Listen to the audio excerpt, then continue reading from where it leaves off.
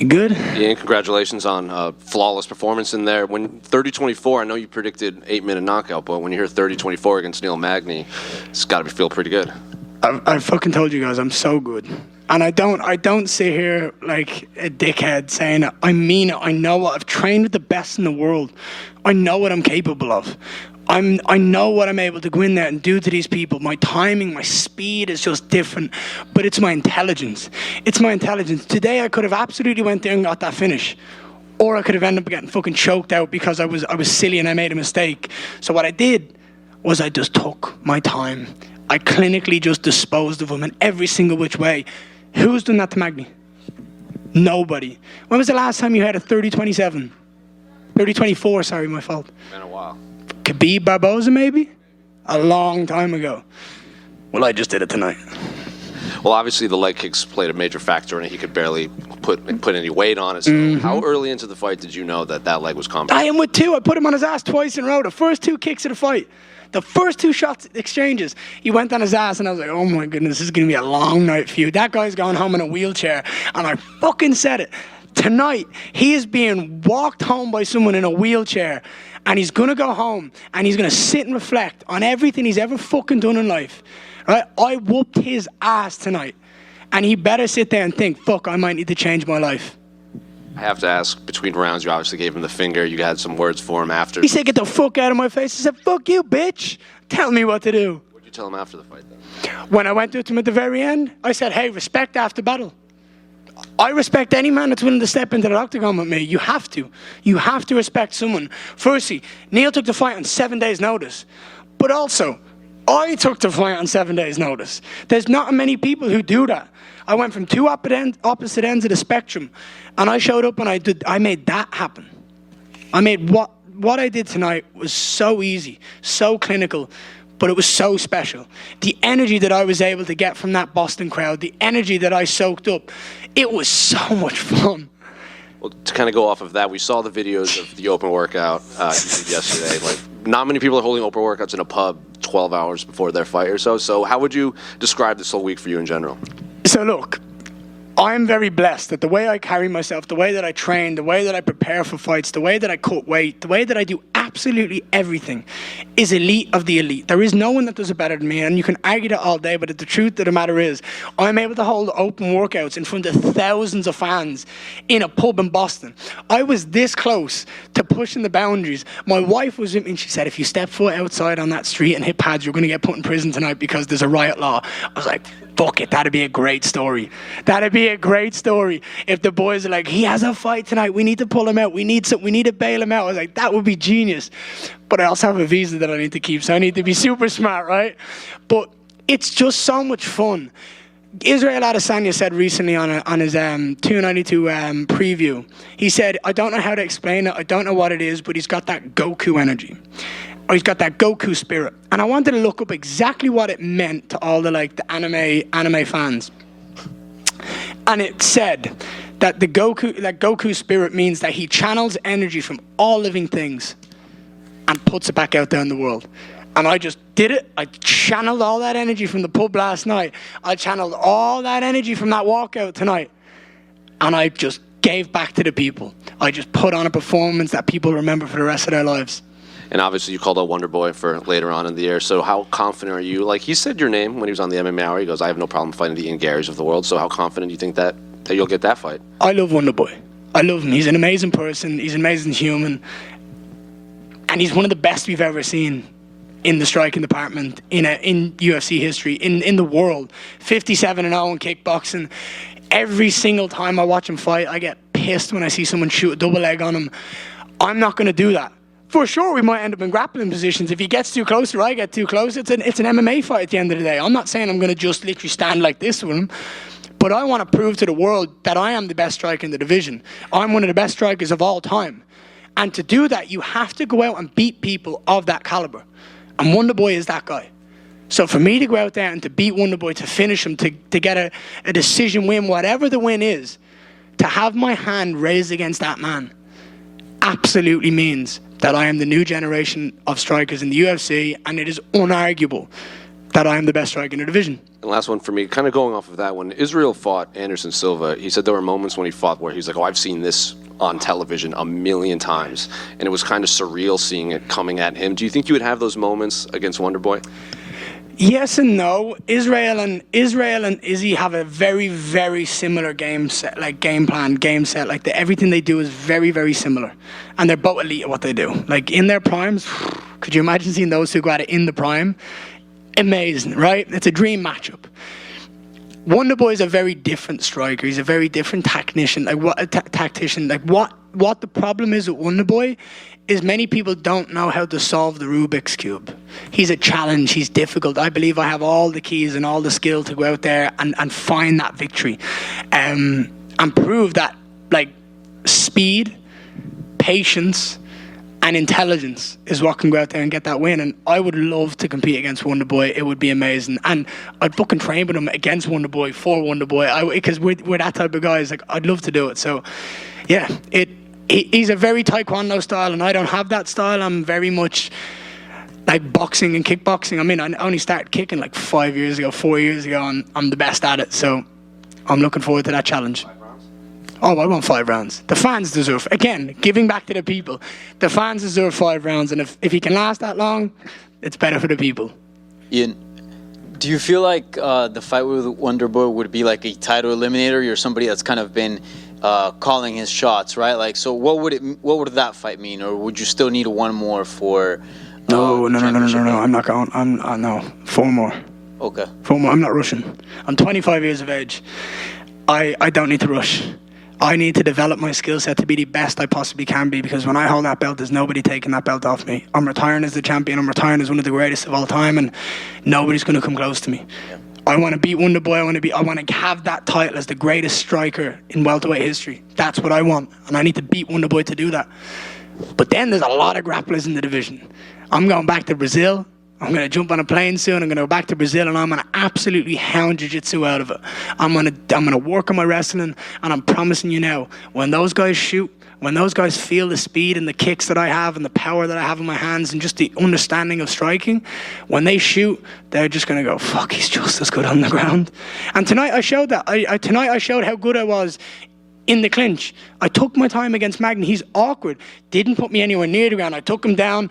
And at the end, the last thing I wanted to do against Magny was get swept or take an elbow or anything like that, because I'm far too pretty to leave a fight with a cut or blood or anything like that. I just had a 15-minute fight. You guys have seen me 6 times now. Have I ever left that octagon with a mark? No. I'm never gonna. And was beating Magny, did you feel sort of Magny's a scumbag, and I'm glad I fucking went down and gave him a hiding. Because the shit he said at that press conference to you guys last week, I don't know how none of you picked up on that, by the way. The first second I heard it, I was like, what did he just say? I paused, I was like, sorry. I must have misunderstood that. I watched it again, and I was like, oh my goodness. You cannot say something like that and get away with it. It seems that brought something out of you. So fucking right it did. It's justice. That you have some bad blood now going into a fight? Look, my baby sat over there in the corner over here, right? I know from my life, I was a pest as a kid. Look at me. I'm the exact type of person that's going to cause trouble. Do you know what I mean? I got a fucking whack at a wooden spoon. That doesn't mean I go and fucking do it to him. No, you break the cycle. And I see a lot of these comments being like, oh, this. If you want to be better and you want to change the world, don't do what you don't want to do to yourself. Break the fucking cycle. Be a better human. Be a better man. And let's change the fucking world. And don't ever, ever, ever touch a fucking kid. Yeah. That's my attitude. And I don't think there's anyone in this room that's going to fucking disagree with me. And if you do, come talk to me. Lastly, for me, you said entering this event, you're the biggest star, but now that we saw the fight, we saw the reception, just wondering, at welterweight, 170 pounds, do you feel like you're the biggest star, the biggest name right now? If I'm not right now, I will be. If I'm not right now, when I smack Kobe Covington around in a couple of fights, I will be. If I'm not right now, when I beat Wonderboy, I will be. If I'm not right now, when I have that belt round wrapped my waist, I definitely will be. Ian, here to your right. Sorry, pal. How are you? Long time no see. Good to see you. Yeah. Here, look at this. Look at that. Very good. I'm wearing the blue for double. Hey, look, bro. I told you. baby blue for Dublin. My wife's got the dark blue. We've got the blue and navy. I'm representing the Dubs. The Dubs went out there and won the Sam. I've got two friends of mine. Congrats, Sean and Brian. Look, I'm a Dub at heart. I went out there today and I showed Boston, I showed the world that my roots are so deeply fucking rooted in Irish history and Irish culture that I put a suit on to make sure that everybody knew that I'm still representing the Dubs. Unbelievable. And the performance was incredible. You call out Stephen. I mean, I'd imagine you want that pretty soon. Is there a chance, though, like if they said we could get you in Dublin at the start of next year, would you hold off and wait until then? Because it seems like that's kind of the direction you've wanted to go your whole time in the UFC. No. I'm not holding off. No way. My foot's firmly down on that fucking pedal and I'm not stopping anytime soon. I believe that I can beat Wonderboy in December whenever they want to do it, wherever they believe is best, because at the end of the day, it's not my job to say where they do that. That's what they're here for. They said they've got the Irish guy blueprint. Right, let's see it. But they absolutely have to bring me back to Dublin and Ireland. I've said it for years. I'm the guy that's going to bring them back. I'm going to relight that fucking flame in Ireland, in Irish MMA. I'm going to bring back that chaotic energy that we have. I'm going to have fans traveling the fucking world, jumping on cars, setting fucking fires, drinking the world away. I'm going to cause... Look, the Irish fans are the best in the world, and we need to relight that flame, and I'm the guy to do it. You mentioned wanting 3 or 4 fights. I mean, obviously, it sounds like Wonderboy and Colby are 2 of those. Who are the other guys on the list before you head up to fighting for the title? Who would you want to see? It's a good question. Shavkat? I've trained with Shavkat. I'm telling you now, me and Shavkat will be a hell of a show if that happens one day. I know who you won't fight is Gilbert. Gilbert's my boy. I was actually going to call him out for the crack tonight. I was going to be like, I want to fight Gilbert Burns next. Fuck you. No, I was going to do it. I thought it'd be so funny, but I was like, no, I need to stick to business. I need to shoot my shot and get it. Is it too late? By the way, this is the last question for me. Is it too late now for your mom to call you, or have you spoken to your family back at home? Oh, my phone's in airplane mode, and it's not getting taken off airplane mode for about 4 weeks. I'm going to change my number tomorrow. I'm going to send a couple of people a text, and I'll be like, hey, this is me. Don't give my number to anybody. Yeah, I like to keep myself very private to everybody. I have a very, very close circle. I keep it tight because it matters to me. Ian, right here. How are you, sir? Good, how are you? How do you think I feel? I feel fucking amazing. Yeah. Top 10 in the world, baby. Yeah. You said you don't have a mark on you. How quick of a turnaround do you want? I think they'd want me to do MSG. And the truth is that it makes sense, but tax. It's a lot of tax. And fuck that. Let's avoid that if we can. Avoid it like the plague. Vegas is way better. So, I love Vegas. I have so much of a connection with Vegas. I got married in Vegas. I had my first baby scan in Vegas. My son's middle name is Vegas. I love and adore it. So, I'd love to go back to Vegas and put on a show. I mean, it's the biggest city in the world. The Irish crowd, you know. I'd be excited to do it. I think that would be an awesome 5-round fight in Vegas for the fans. I'm just never finding the fucking apex. I can promise you that. So one thing that a storyline with you and Magny was Magny's never really been a trash talker. You got in his head. You got him trash talk. Now you're talking to Stephen Thompson. I mean, that's like the good Christian guy. Doesn't say a bad word about anything. I mean, would you trash talk Stephen Thompson? I could try. I have so much respect for Stephen. This is the thing. You can try. But I believe there's levels to it, right? I fucking made Jeff Neal pull out by selling his mugshot, right? I beat him. He's done. Like I have won 2 fights in 1 fight camp here. And then Magny gave me gold. It's like someone handing you a gold bang on here. Yeah, don't drop it. It's like, obviously not. I'm going to use this. You can't sit there and say something so fucking stupid on air, on live TV, and not get absolutely slated for it. Like, and that was my girl. Like, I didn't want him to have one word spoken at that press conference because he didn't deserve it.